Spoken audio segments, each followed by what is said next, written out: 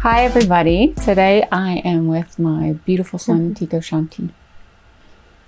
And we're going to talk about his life, right? And how he lives his life. Yeah. Right? The practices that we've decided to raise you with. Mm-hmm. How you feel about them. Good. Right? I love them. Great. Great. Are you ready? Mm-hmm. Okay. Shavakarana Kariyata Karashavakarana Kru. Shavakarana Kaliya Shavakarana Kar Adedeke Karana Kuruta Adedeke Shavakaramasana Tiara Kurutan Hariyata Kuruta Adedeke.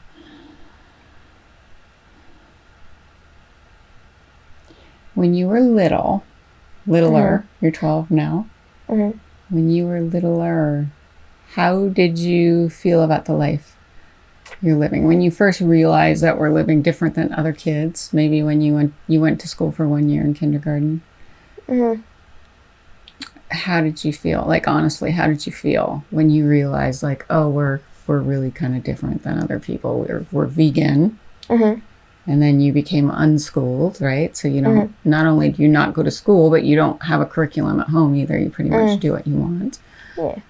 And I have a very spiritual practice, right? So we're very different than most of the people in this area. Yeah. Well, about the stool thing, I have this one memory from school, and I was sitting in the show and tell thing, I think, and someone was showing off their a Lego thing they made. And I was like, Mom, I want to go home and play with Legos. And she said, no, sorry, we can't do that. Because you had to stay in school. Because you had to be in school. Yeah. And that was a bit sad. Like, I just want to play and have fun. So when we finally did school, that was fun. Just have fun all the time. So now you get to have fun all the time. What does your fun consist of? Well, right now I've been making music, practicing, like, improvising on guitar. I've been making, like, trucks with fully working manual transmissions in this game called Stormworks. And before I got into this a lot, I mainly played Scrap Mechanic. I have over, like, 1,300 hours on Scrap Mechanic. Okay. And can you explain what Scrap Mechanic is? It's a game you can build all sorts of mechanical things and vehicles and pretty much whatever the heck you want. Cool. And then, so but you're building the trucks on Stormworks? Stormworks, yeah. Which is? It's like Scrap Mechanic. You can't do quite as many mechanical things, but you can do more realistic things, I guess you could say. So, like, I can have actual working engines with working coolant systems and air supplies and exhaust and fuel systems and tons of cool stuff like that. So these are actual, like, big rig trucks that you're building? Yeah. Because we drive down the road now, and Tika's thing is to identify all the different brands of trucks, right? Yeah. So you can identify them from far away. And so, but what else? You're into a lot of other things, so... Taking pictures, yeah. I just started to get a little bit more back into that. Right, you got a camera last Christmas. So what's the fascination with taking pictures? You know, I don't really know. There's just something really fun. It's like that satisfaction feeling from taking a picture and then having all the settings dialed in perfectly and just getting that perfectly crisp with just the perfect bokeh in the background, just that perfect shot. What's bokeh? It's the blurriness behind the object. So when the whole background's blurry, just perfectly, it's very satisfying. Yeah. That's why I shoot fully manual, because I can get that satisfaction. And where do you find the most satisfaction? What kind of pictures? I don't know. I just like all pictures. Mostly nature. Yeah. You've been doing mostly nature, right? And animals. Well, that's also kind of all I have to take pictures of. Well, yeah. You have your family. True. And buildings. True. You have other things you could take pictures of. Yeah. Yes, that's true. So you tend to focus on nature. So if you were given one shot right now at life, a big shot, right? To do something amazing. Like you're 12, that doesn't matter. What would you do right now? Because you have so many different interests. So if there was like one big shot to like do something, right now, what would it be?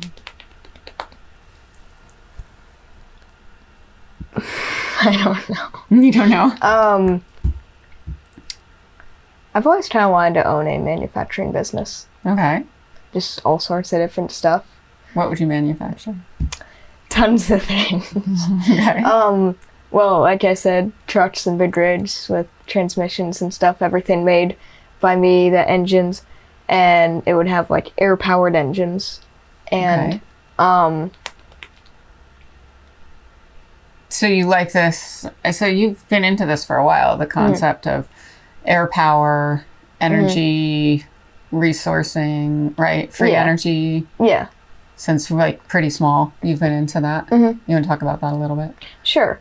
So, I found air power a while ago on this video somebody uploaded, and it was just a air power test engine thing, and he 3D printed the engine, and it actually ran kind of well, and then he made a series of videos making his engine better and better. Unfortunately, he stopped and moved on to other things, but it inspired me a lot to get into air-powered engines. And the thing I like about them so much is they're quite similar to a natural engine, which is cool for me. Yeah. Because it's basically the same thing. The only difference is instead of fuel igniting and combusting and that forcing the piston inside of the engine down, it's compressed air. So you're blasting air into the cylinder and forcing the piston down. So it's because very you similar. like this concept of an engine and the sound the engine makes. That's the other thing, the sound. You actually get you can get a pretty nice sound out of an air-powered engine. Right. And you want to be able to drive a stick shift. Yeah, and you can't do a stick shift without having brah, brah, brah. But what is the free energy thing that has driven you for a long time? Like, we're interested in getting a Tesla, right? We're interested in Tesla. What's the name of the guy that has SpaceX? Elon Musk. Yeah, you're really into Elon Musk and what he's doing. So what is that? Is that something you came here to do, to work with this? I think so. Yeah. Different kind of energy or producing something or... But your interests change, so you have so many different interests. You know, now I'm noticing I have stuck with the air-powered engine thing for a while. So that's the one thing. And just mechanical engineering and engines and stuff in general I've stuck with for a while. So if you were to have a factory right now, you would be producing some sort of vehicles with air-powered engines. That would be your thing right now. What about music? Where is that calling music? Well, music does change around a lot. I was in EDM for a while and that kind of thing, which is electronic dance music. And then I picked up guitar and I was into rock for a while. Now I'm kind of doing a mix of both, and I'm also getting into jazz. I like jazz. And how are you learning? So for someone that doesn't know the unschooling method, so he hasn't actually taken lessons, although I'm a musician and his dad's a musician, so and grandparents, so you really have music in the blood. But I love this concept of just letting him explore. And he did take violin lessons when he was 5. But that ended badly because I had to make him practice, and we didn't. It was not good, so we stopped that. It ended with me frequently lying about practice. Yeah, it wasn't good. So now he's completely picked up instruments on his own, being drums. We have a little drum kit, guitar, and at first we were using my old acoustic, but then he got his own electric, and piano, and then the EDM also, which is the electronic music. So, I mean, I don't know if you count this as an instrument, but there's this little pad thing that you can do music and drums and stuff with. Right, and what's that called? It's called there's a couple different names. This in particular is a launch pad, but it's kind of a bigger version of a drum pad.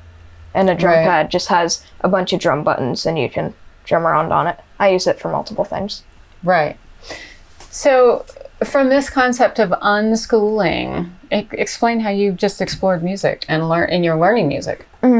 Well, I, on YouTube, when I'm watching YouTube videos or whatever, I might see a couple music videos, I click on them, and then I'm like, hey, this music thing's pretty cool. So I start exploring it more and more into music and stuff, and then I'm like, this is really cool. So then then I'll get an instrument or whatever and start watching videos on how to play that instrument and get better and better. And I've done almost nothing to help you with that, right? Yeah. Even though I know how to play guitar and I know how to play piano, I really have shown you. I mean, I think I showed you like how to hold your hand with the piano. Yeah, but that's about I it. think I think that was Daddy actually. He showed me that I was holding it the wrong way. I was playing it like Jimi Hendrix. All right, and I was just going to let you do that and explore that and see where that went, because I'm more like that. I just explore.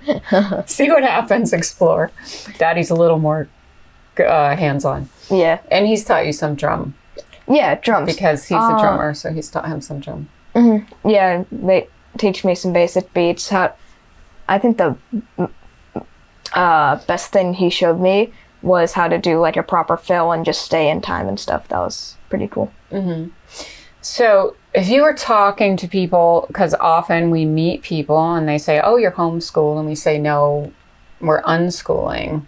Mm-hmm. Sometimes I get into the conversation, sometimes I don't, but I think you tend to get more into the conversation with people. How do you explain it to people? Lately I haven't, because I don't feel like it, so I just say I'm homeschooled and then conversation ended. But I know you did with one of the people at the Y, when you go to the Y, to that youth movement. So how do you explain it? And she thought it was really cool. The way I explain it is, first I'll kind of say like why the school system sucks. Go for it. Tell me. Well, first of all, you don't really get to do what you want to do. You are, in a way you could say, it crushes your creativity, and you don't really get to do anything. You have to do a certain curriculum in a certain way every day, same thing over and over, exactly what they tell you. Okay. And the other thing is, most of the time you're just studying for a test and then you forget everything a week later. So, and then, now I know some people might actually use this, but when do you need to know when someone died 500 years ago? Personally, I think it's pretty useless knowing that. And spending multiple weeks of your life learning when people that you would have never known existed died way back in the day. Okay, so history's not your thing. Yeah. And then you have to learn history in school. Yeah. Well, some history's your thing, if you're into it. You study like old computers. Yeah. It's another thing he's into, right? Mm-hmm. Vintage stuff. Vintage stuff, yeah. Vintage computers, vintage instruments, vintage. Mm-hmm. Right. But that's your version of history. Yeah. I guess you could say that. And trains, airplanes. Yeah, okay, I guess you could say that. Right? What were we talking about? I mean, like medieval kind of stuff. Oh, but the other day you were telling me the first electric car was invented when? Like 1850. Okay, so I didn't know that. Mm-hmm. Right? So that's pretty cool. So it's your own version of history. Yeah. Okay, I guess you could say that, yeah. No, but it's true. But it's true, because you're not going to learn necessarily that history in school. You're going to learn the history that they want you to learn, which a lot of that is war. And I don't want you to learn about old wars. We don't need to rehash that, right?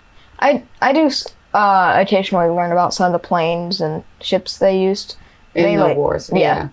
But not what they were used for, just the coolness. And yeah, you like the actual operational value of that. So, okay, why is unschooling so important in our society today? Why do you think it'll be important for people to move in that direction? What do you think is opening up within you through this unschooling? We call it unschooling, but through the method of really self-learning? I think it's really good that we should have unschooling, just because then we can let kids do what they actually want to do, and we can have new people and not just the same person that comes out every time, because we're basically making copies of people. And the school system was invented back in the factory line days, where you just did this, you were on a factory line and you just did the same thing over and over and you did what someone told you to do. That's not the case anymore. We have new kids doing all sorts of stuff like me. Yeah, and inventing so many amazing things. Mm-hmm. Right. And so what's the value of allowing them to explore that all day long? Because then they can explore what they actually want to do, have fun, and improve and invent new things for the world. Right. So we're seeing all kinds of teenagers doing things like things to clean up the ocean or whatever. And also the emotional value of allowing your child to do what they want to do is huge, right? Oh, yeah. You're not suppressing emotions. You're not trying to be somebody who you're not. So you're not going to hit a midlife crisis, right? You're actually doing what you want to do from day one. You're exploring that. Not to mention sleep schedule in like high school and college. I was going to mention that. Yeah. So talk about your sleep schedule. So I go to bed at 1 a.m. every day, and then have lately consistently exactly been waking up at 11:37. But I used to wake up at around 10.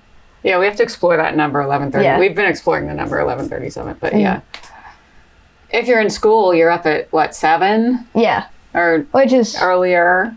And the main reason I stay up till 1 a.m. is because time zones. A lot of my friends aren't in my time zone. So for them, even when I go to bed at 1 a.m., it's only like 10 for them. So, yeah, that's the main reason. So you're hanging out with kids in Europe and... Yeah. Well, Europe is actually ahead of us, but like California and stuff like that. Okay. Behind. Okay. Yeah. Right. So I had to release a little bit of that. That was something I had to release, of going, really, you should be in bed at 10? Okay, no, you're good. Whatever feels good to you. And then just letting him sleep until it feels good, right? You're finding your own schedule. You're finding your own, right? Because it's true. If you're in the school system and you have to go to bed at a certain time, get up at a certain time, you're really just being trained to go into the workforce. Because this is exactly the same thing as when you get a job. Are you ever going to get a job? I would say there is a 99% chance I am not going to get a job. What do you see your future unfolding into in that manner? As far as work, passion, but I mean by work, I picture passion. myself opening a business or running a business, as I said, with the manufacturing thing. The manufacturing. Cool. Okay, so let's talk about spirituality. I know this isn't a big topic for you because it's not something you talk about with your friends, and it's not something you do a lot of. It's definitely something I do a lot of. But you are involved in my world to a degree where you do meditate every morning upon my request. But I have been. I noticed something, and that's like when I lost my plane, a couple other bad things that happened that I can't recall right now. All those things happened on days that I didn't meditate. So. Oh, that's interesting. Yeah. Tell me that. And they've been lessons, right? They've been lessons because so what we do as a family, I allow this higher consciousness to come through, and we do sessions together if there's a problem within the family, whatever it is. So Tico lost his new plane, his RC plane. Second time flying it? Yeah. No, that was the first time flying it.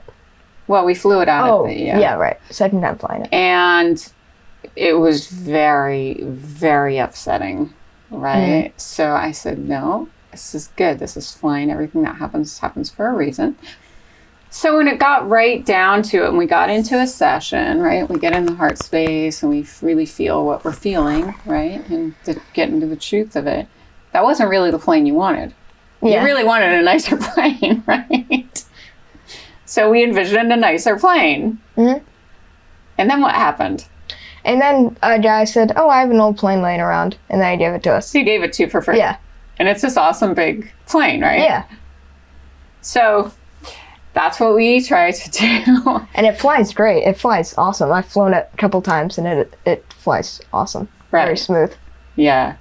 So as far as the spirituality goes, how do you feel about being, I mean, obviously my entire life is spirituality. It's what I am. It's who I am. It's what I do. It's probably strange to your friends. I don't know. But how do you feel about being with me in that environment, being raised in that environment, being me so strongly involved, having me so strongly involved in that environment? Honestly. When I was younger, I didn't really like it. Okay. I think you already know that. But nowadays, I think I have realized how cool spirituality is in this way, and manifestation and just all that kind of stuff. And as I already said, with the meditation thing, really just make your day better. Yeah. Do you actually enjoy meditating in the morning? Yeah. So you do 12 minutes. Lotus does 7 minutes. He does 12 minutes. They do 1 minute per their age. And all we do for meditation is focus on the heart center. Yeah. Right?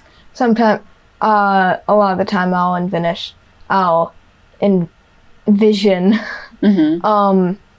our house. And today I envisioned me... The house that we're creating. Our new house, yeah. And today I envisioned me driving an air-powered Vigrid.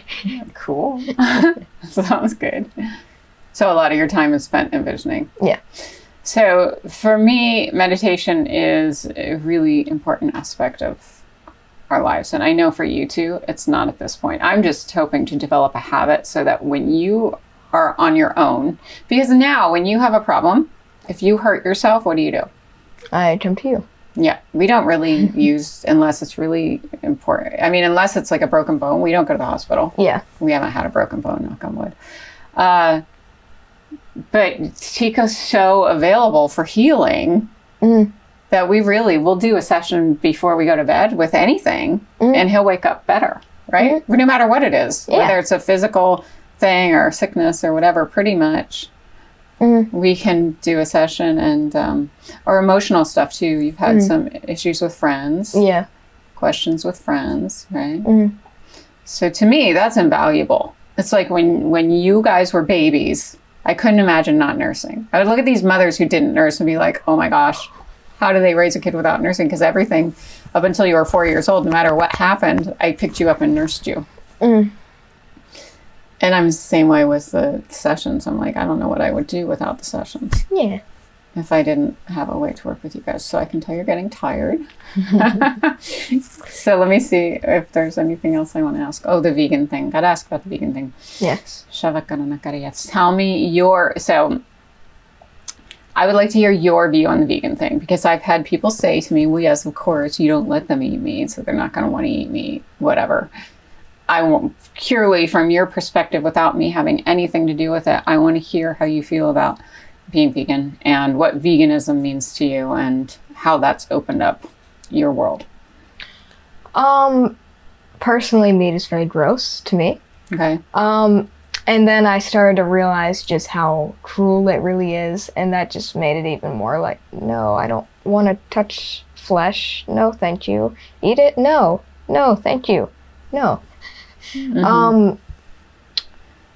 Yeah.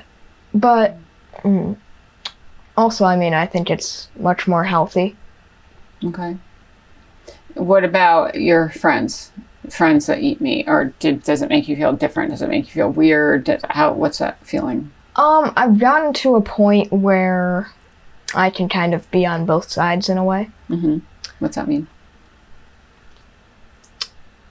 I can't really explain it, but it's kind of like I'm vegan and not vegan at the same time. I don't know how to explain it. It's you can be with people who aren't vegan and not make a big deal out of it. You can still hang with them. Yeah. That's a good way to be. Yeah. Because obviously everybody's cool.